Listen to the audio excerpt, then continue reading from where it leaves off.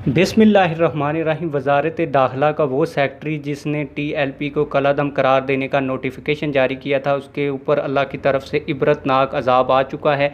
आज की इस वीडियो में मैं सबूत के साथ आप लोगों को बताऊंगा कि उसके ऊपर क्या इबरतनाक अजाब आया है। लेकिन वीडियो शुरू करने से पहले आप लोगों से एक छोटी सी गुजारिश है, अगर आपने अभी तक चैनल सब्सक्राइब नहीं किया तो चैनल सब्सक्राइब कर दें और वीडियो को लाइक भी कर दें।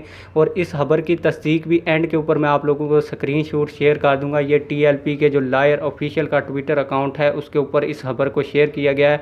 खबर क्या है मैं पहले आपको पढ़ के सुनाता हूँ, फिर आप लोगों को सबूत भी देता हूँ।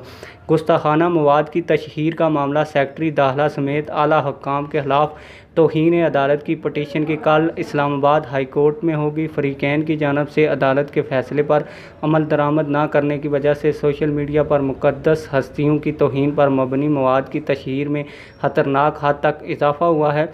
आला हुकाम ने गुस्ताखाना मवाद की तशहीर के मुतल्लक मार्च 2017 और 19 के फ़ैसलों पर अमल दरामद न करके गुस्ताखाना मवाद की तशहीर में सहूलतकारी का किरदार अदा किया है।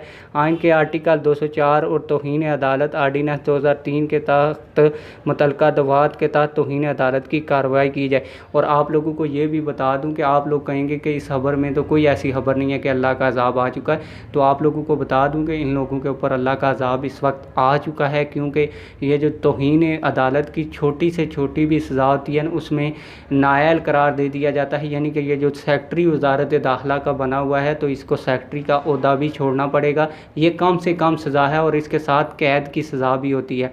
इसके अलावा जो वज़ीर दाखिला है शेख रशीद को भी इस इस केस के अंदर तलब किया जा सकता है। उम्मीद है आप लोगों को ये वीडियो पसंद आई होगी। वीडियो पसंद आई है वीडियो को लाइक करके जाएं और चैनल को सब्सक्राइब करके जाएं।